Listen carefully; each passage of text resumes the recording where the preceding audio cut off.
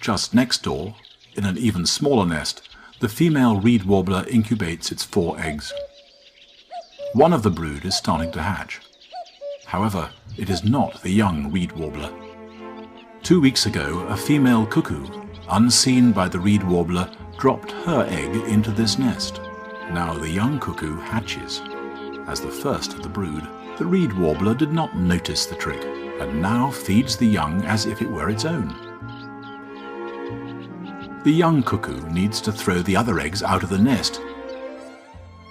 If it doesn't do this, then the parents will not be able to feed all the nestlings.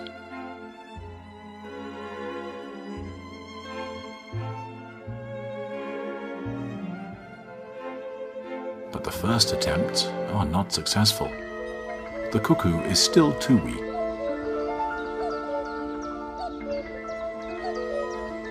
It tries again. It must push the egg above the edge of the nest. It is a big effort.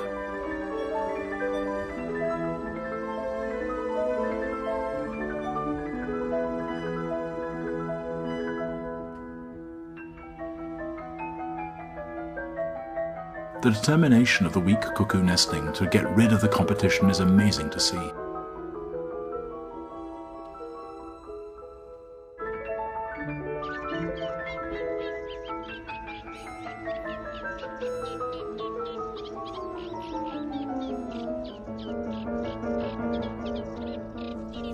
After a few hours, it has another go.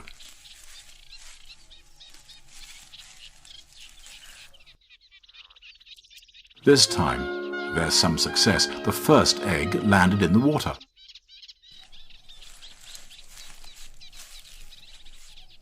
When it throws out the second egg, the cuckoo almost follows it out of the nest itself. Now, for the last one. Alone at last. The ever-open, bright red beak and the constant peeping from the cuckoo prompts the reed warblers to bring it food without a break. Now all the insects and spiders end up in its beak. With such intensive feeding, the young cuckoo reaches its adult size in just 2 weeks.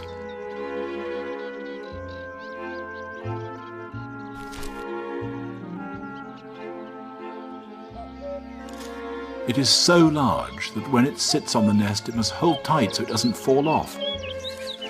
In a strong wind, the nest may even break apart under its weight.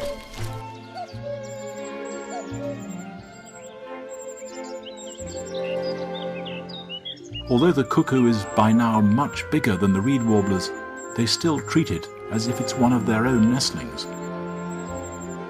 Even after it has left the nest, they will still feed it.